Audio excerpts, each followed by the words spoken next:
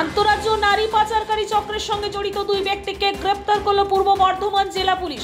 অভিযুক্তদের বুধবার সঙ্গে নিয়ে সাংবাদিক বৈঠক করলেন জেলা পুলিশের অতিরিক্ত পুলিশ সুপার অর্ক ব্যানার্জি। মঙ্গলবার রাত্রে তাদের গ্রেপ্তার করা হয়।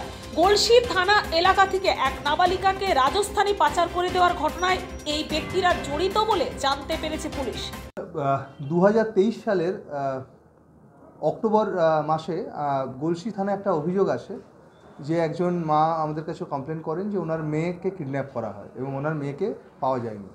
তো এই কেস রেজিস্টার হওয়ার পর আমরা সমস্ত রকম যা ফর্মালিটিস আছে সেগুলো মেনটেন করি এবং ইনভেস্টিগেশন স্টার্ট করি।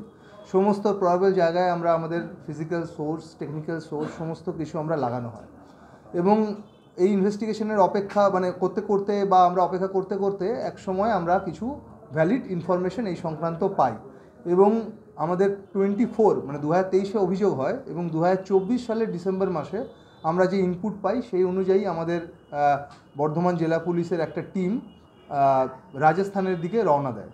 রাজস্থানের সিরোহির ওখান থেকে পোশালিয়া বলে একটা জায়গা আছে, সেখান থেকে আমরা এই নাবালিকা মেয়েটিকে উদ্ধার করি এবং রমেশ কুমার নামে একজনের কাছে এই মেয়েটি আটকে ছিল।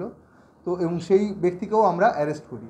পরবর্তীকালে আমরা এদেরকে নিয়ে আসি এবং বর্ধমান কোর্টের কাছে আমরা এদেরকে পেশ করি। মেয়েটির স্টেটমেন্ট জবানবন্দি নেওয়া হয় এবং আসামিকে জিজ্ঞাসাবাদ করা হয় রমেশ কুমারকে এবং ওখান থেকে জানা যায় যে এই রমেশ মিনা এবং জগদীশ বলে দুজনের কাছ থেকে এদেরকে 2,10,000 টাকায় এই মেয়েটিকে কিনেছিল এবং কিনে নিজের কাছে দীর্ঘ এই সময় আটকে রেখেছিল।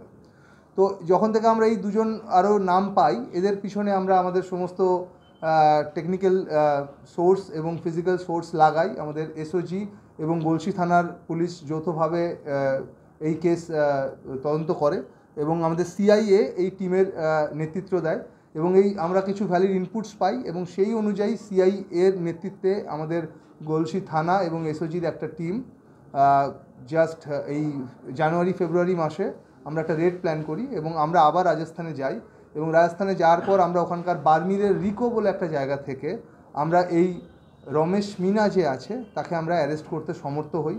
তাকে আজকে বর্ধমান থানায় বর্ধমান কোর্টের কাছে একে হাজির করা হয়েছে।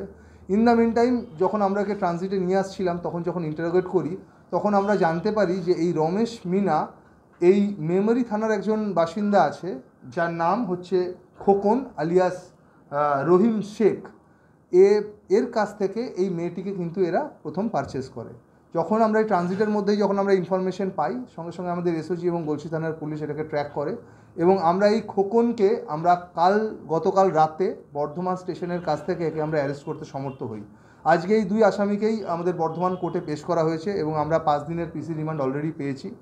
আমাদের এই কেসে এখন অবধি যেটা রয়েছে জগদীশ বলে যে আছে, যাকে আমরা এখনও পাইনি, আমরা এদেরকে ইন্টারোগেট করব, রমেশ মিনা এবং এই খোকনকে, এবং আশা করছি এর কাছ থেকে আমরা এই জগদীশ যে আছে এরও হদিশ পাবো এবং আমরা একেও খুব শিগগিরই আমরা অ্যারেস্ট করতে সমর্থ হব।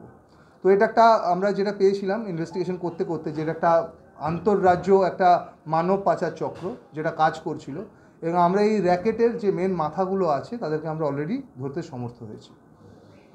কত তারিখে কেসটা হয়েছিল? এটা হয়েছিল হচ্ছে 10/10/2023।